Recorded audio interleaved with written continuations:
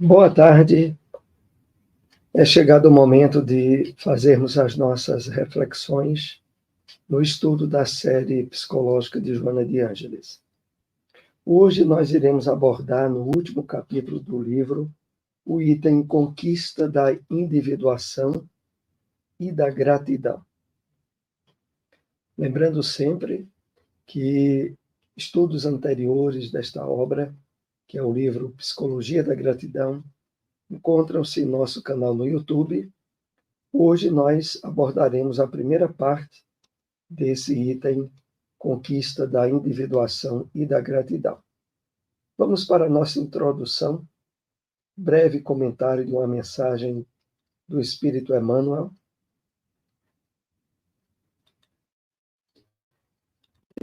Saída do livro Evangelho comentado por Emmanuel, Cartas de Paulo, passagem da primeira carta aos Coríntios, capítulo 15, versículo 58. Separamos esse parágrafo. Ninguém se eleva sem atender às imposições da subida. A face disso, por mínimo que seja, redundará. Aliás, a face disso, todo esforço no bem, por mínimo que seja, redundará invariavelmente a favor de quem o realiza. Porque toda ação pela felicidade geral é concurso na obra divina. Então vamos fazer aqui alguns apontamentos para preparar o nosso estudo dessa tarde. Então, primeiro, Emmanuel vem nos deixar bem cientes de algo que é muito importante.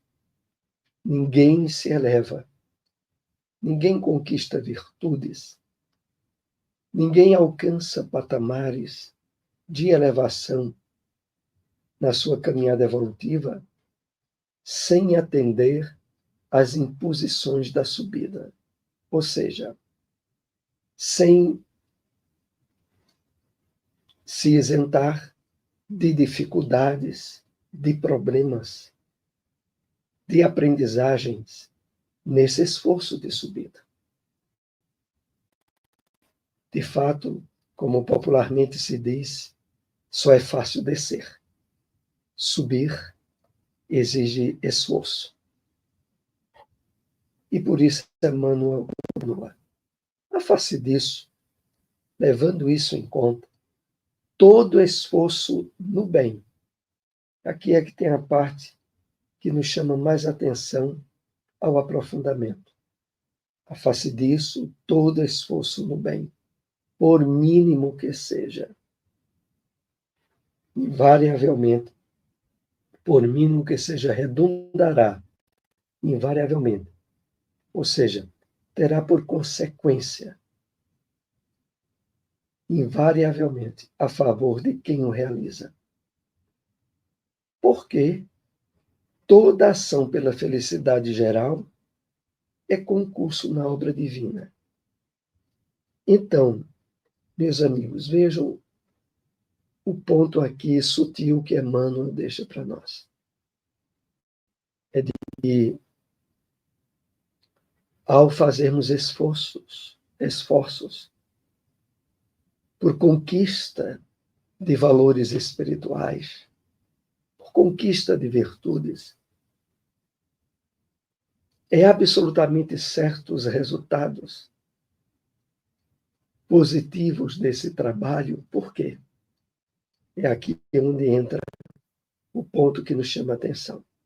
Porque toda ação pela felicidade geral é concurso na obra divina. Ou seja, ao cumprirmos a nossa parte, ao estarmos no trabalho de autoburilamento, de melhoramento espiritual, tem por consequência benefícios não só para nós, mas para a felicidade em geral.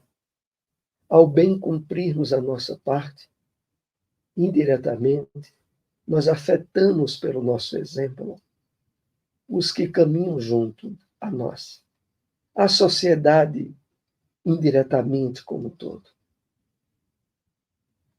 E por isso, os resultados são absolutamente certos, não só para nós, mas para a comunidade em geral.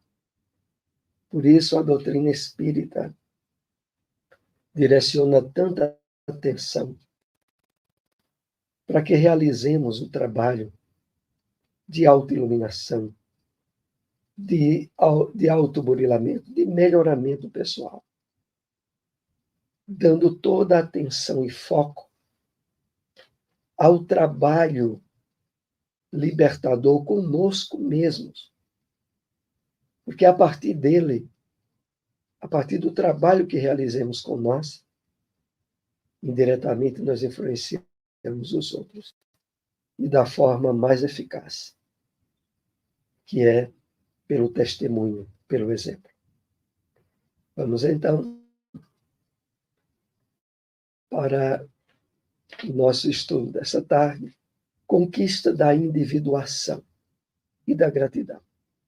Vamos entender, à luz da psicologia espírita, a amplitude do termo individuação, que é base da psicologia analítica de Carl Gustav Jung, e que, através da psicologia espírita de Joana, nós vamos adentrando aspectos mais abrangentes dessa psicologia.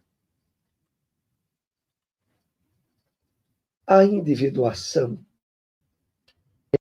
é a conquista mais expressiva do processo evolutivo do ser humano.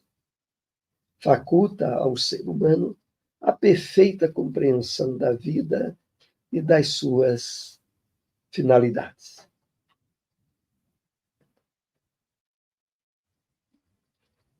Realmente, o trabalho da individuação vai se definindo através do esforço de autoconhecimento, de percepção da vida, sobretudo para nós, que temos recebido a bênção da revelação espírita, a percepção da vida que não se limita de forma alguma à experiência temporária e transitória que estamos tendo na apresentação física da nossa atual encarnação. Nós trazemos todo um passado que, como aqui temos estudado, está presente no nosso inconsciente, no mundo de sombras. E o trabalho da individuação proposto por Jung, e que agora nós procuramos entender à luz da psicologia de Joana, tem tudo a ver com esse trabalho de autoconhecimento, de percepção da nossa verdadeira natureza, de trabalho atento à ressignificação do nosso mundo de sombras, dos arquétipos do nosso passado, e que ainda se apresentam muitas vezes em padrões de comportamento, de ações estabelecidas em atitudes mecanicistas, sem termos a consciência exata daquilo, e que tem por origem a ausência desse trabalho de individuação, que nós agora estaremos no estudo dessa tarde, da próxima tarde, de hoje a 8,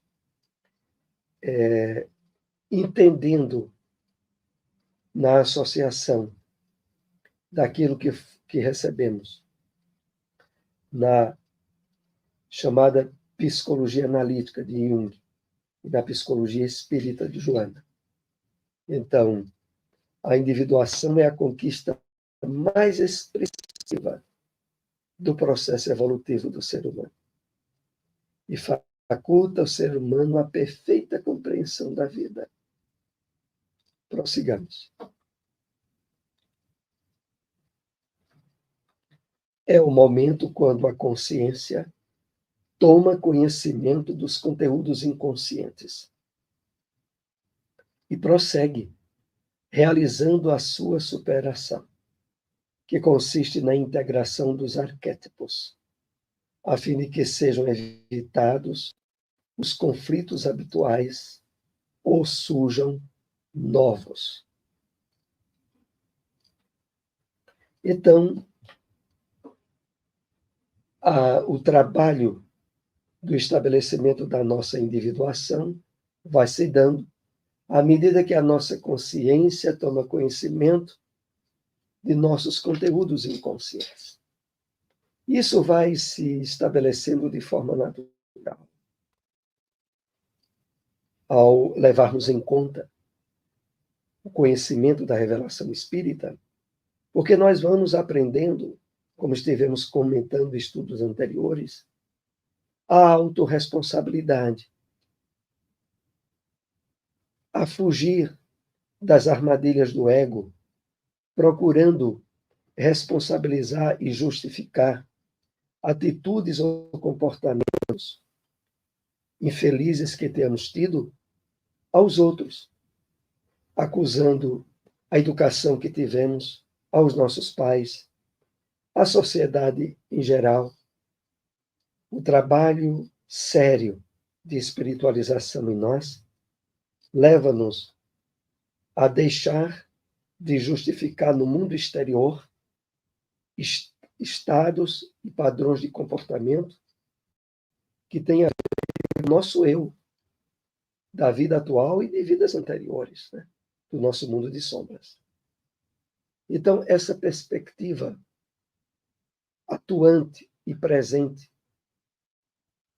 de procurar nos acontecimentos e nas situações do dia a dia fatores que nos trabalhem o autoconhecimento é um caminho aberto ao processo da individuação,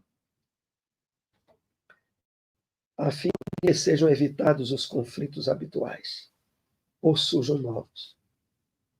Exatamente porque a proporção na qual nos percebemos como responsáveis pelo que pensamos, sentimos e fazemos, não procurando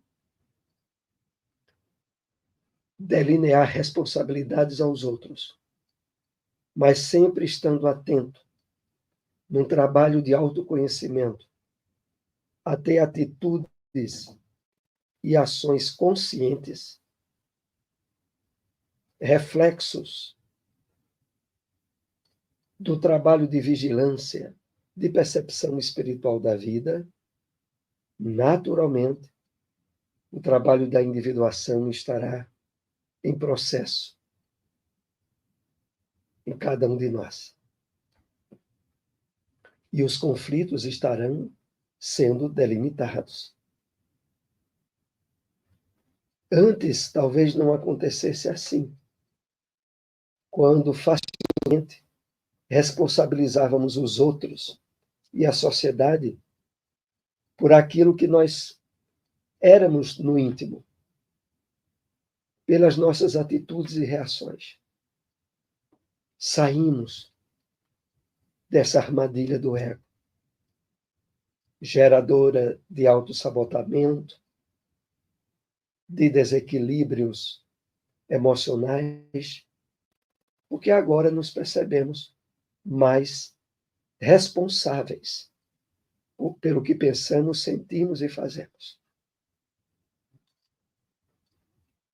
Pode parecer difícil de acontecer, por exigir um grande esforço de depuração da personalidade, elegendo-se os valores mais nobres do espírito. Aqui nós vamos entendendo por quê. O conhecimento da realidade da vida espiritual, como nos é ministrado pela doutrina espírita, facilita tanto esse trabalho de individuação. Facilita porque nós percebemos dentro de nós um autoestímulo e uma motivação na busca, nesse trabalho de realização do autoconhecimento, porque percebemos já valores e benefícios do esforço do trabalho de espiritualização em nós. O entendimento de que a realidade da vida não se limita ao mundo material e à experiência encarnatória que estamos tendo, é a base principal para que o trabalho de individuação pelo autoconhecimento se realize com um esforço controlado, com escolha dos valores nobres, com as virtudes que agora percebemos valiosas para o nosso comportamento, e que a base maior dessa segurança é a própria revelação espírita que temos tido.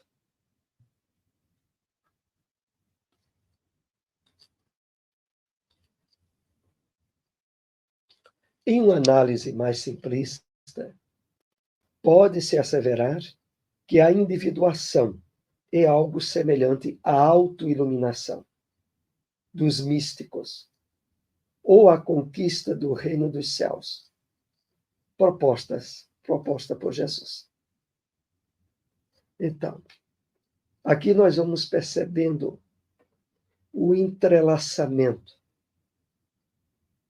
íntimo entre os conceitos da individuação que surgem com Carl Gustav Jung e a psicologia espírita.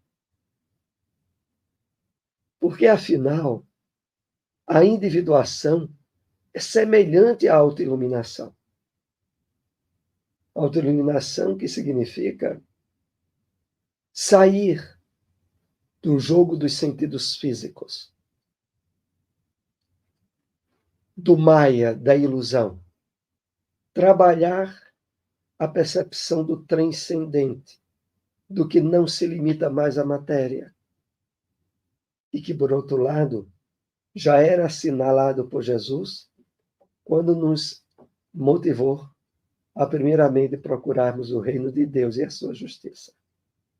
Reino de Deus como sendo o sentido mais completo da vida espiritual, da sua justiça pelo entendimento das leis divinas, tal como temos abundantemente recebido na revelação espírita. Quando o indivíduo se liberta das exigências materialistas do ego para se transformar em um oceano de amor e de tranquilidade, passando a vivenciar experiências emocionais superiores, sem tormentos nem ansiedade. É esse o significado da individuação, da autoiluminação. O indivíduo se liberta das exigências materialistas do ego. O entendimento e a percepção da sua essência maior, que é o espírito, e da realidade espiritual da vida, passa a ser presente habitualmente no que pensa, sente e faz. E o resultado, como Joana aqui vai delineando, é fazer com que o ego vá se transformando em um oceano de amor e de tranquilidade. E que nós passemos a vivenciar experiências emocionais superiores. Mas agora sem tormentos e sem ansiedades. Porque a própria perspectiva dessas experiências emocionais superiores tem a ver com esse trabalho de afinização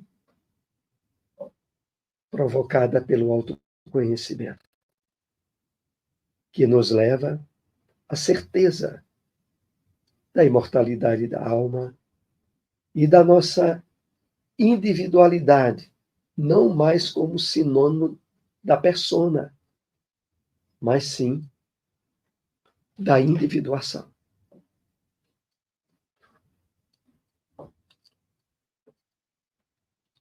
Os instintos permanecem como parte integrante do conjunto fisiológico, expressando-se nas necessidades primárias, automaticamente, sem os impulsos da violência ou os dítames das paixões asselvajadas.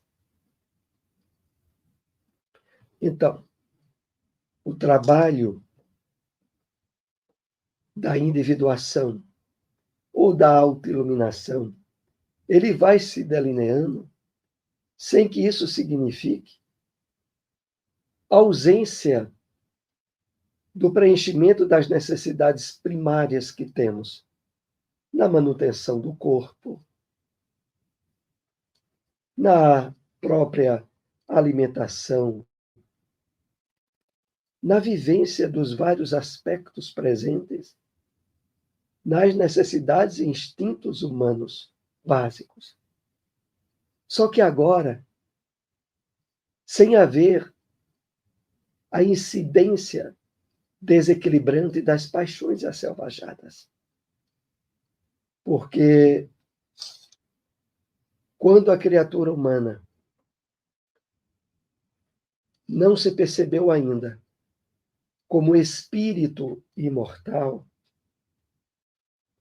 e tem o seu entendimento da vida restrito à existência física, no corpo que está se apresentando na humanidade, os instintos, normalmente, tendem a assumir uma relevância e um desequilíbrio que levam às paixões asselvajadas. Ora, a pessoa pensa, a vida só é essa, eu tenho que aproveitar ela ao máximo. Aqui nós voltamos àquela advertência do apóstolo Paulo, né? Se não há ressurreição de mortos, comamos e bebamos que amanhã morreremos. Que significaria, demos campo às paixões asselvajadas, aproveitemos ao máximo. Mas se não houvesse ressurreição dos mortos, como efetivamente existe, pela própria imortalidade da alma e pela reencarnação, quando retornamos às experiências no corpo físico. Então, os instintos continuam tendo a sua necessidade de serem atendidos, mas sem desequilíbrio. Em diluindo-se a sombra, ocorre a harmonia do eixo ego-self. Ao tempo em que outros arquétipos, como a anima e o animus, a persona, proporcionam equilíbrio psicológico, qual ocorre em Jesus, que é o modelo da verdadeira individuação. Então,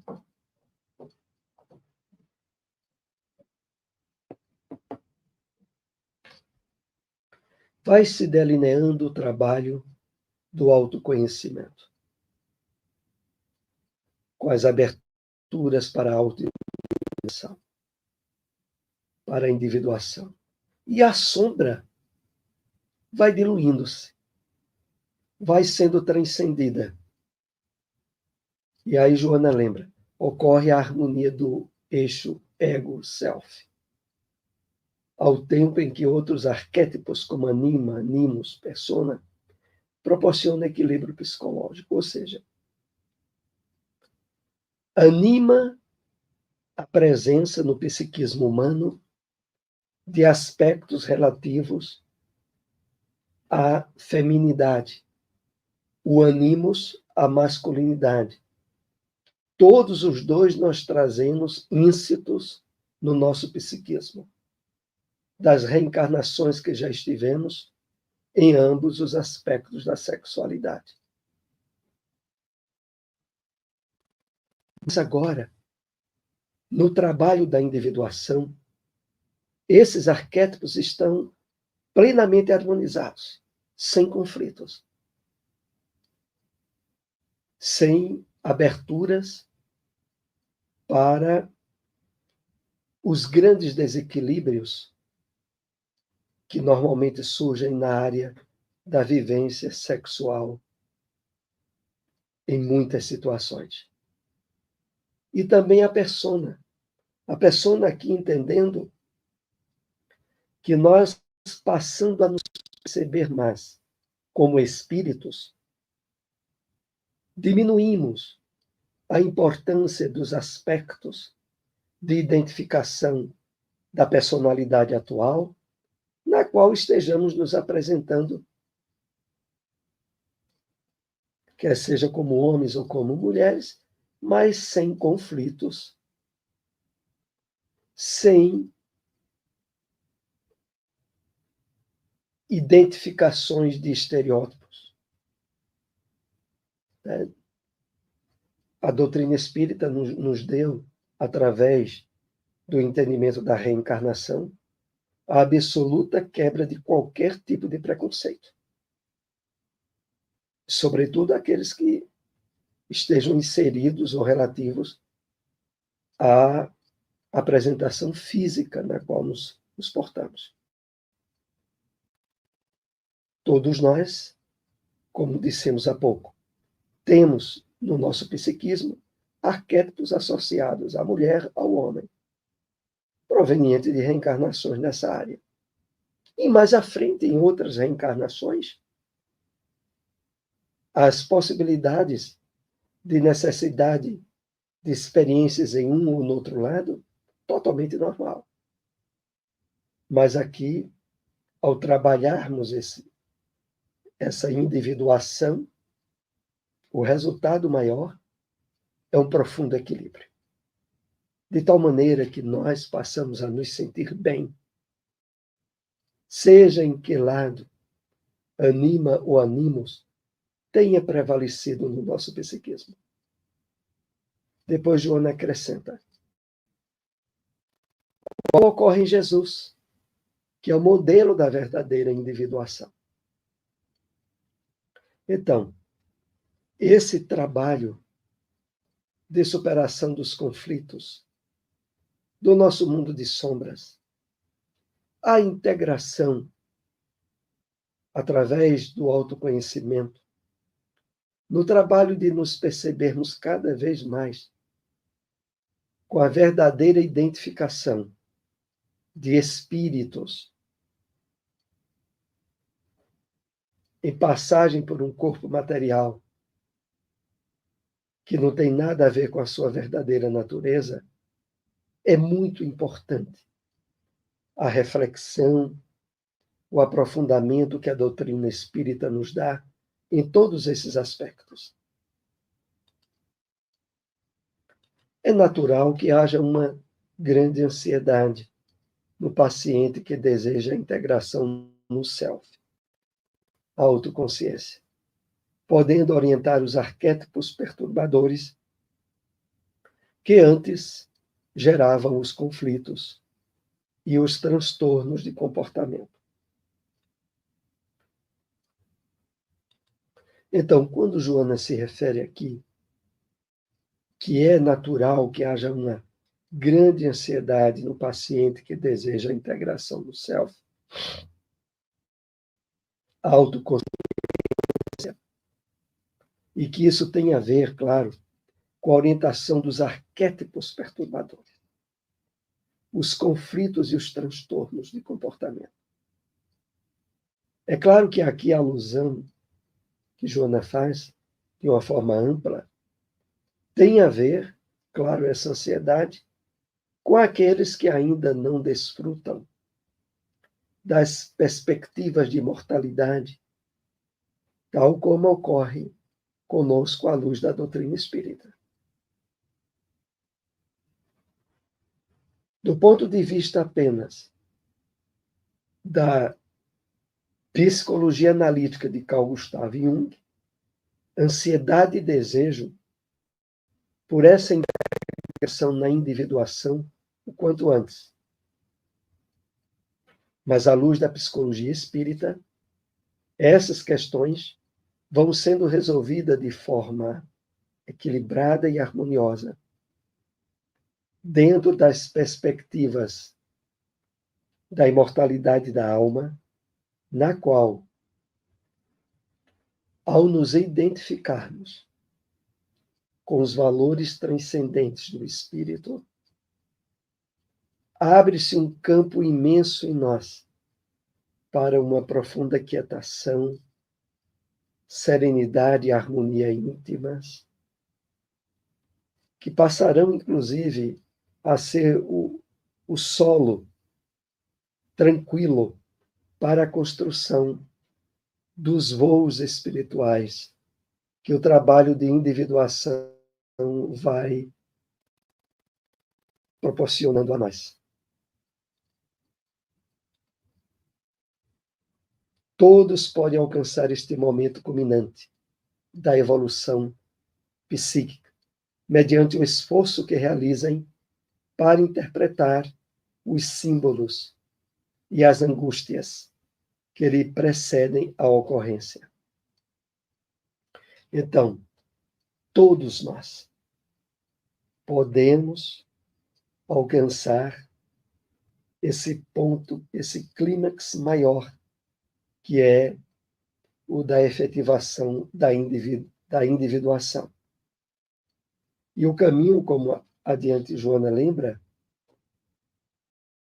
mediante o esforço que realize para interpretar os símbolos e as angústias. Esse esforço, como dissemos há pouco, tem tudo a ver com esse trabalho de autorresponsabilidade, de autopercepção, de autoencontro, aonde as questões que nos chamavam a atenção e poderiam nos causar transtornos, deixam de ser responsabilizadas aos outros e passam a ser autoanalisadas por nós, extraindo lições e aprendizagem e crescendo interiormente. Por isso, concluindo a parte do estudo dessa tarde, Joana diz: músicos e artistas de vária procedência,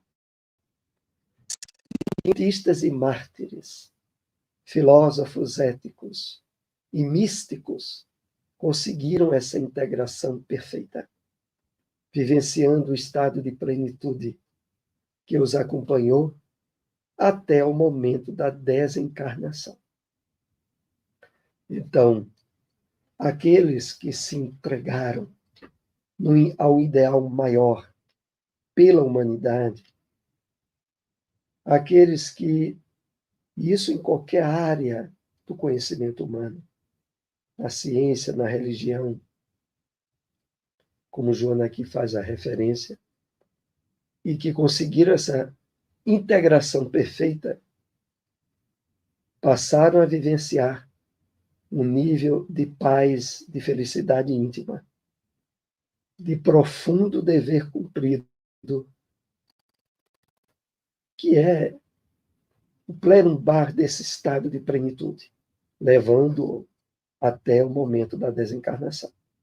Esse assunto ainda vai prosseguir no nosso próximo encontro, que é o último capítulo do livro Psicologia da Gratidão, essa que é a 16ª hora da série psicológica de Joana de Ângeles e que nós estamos analisando.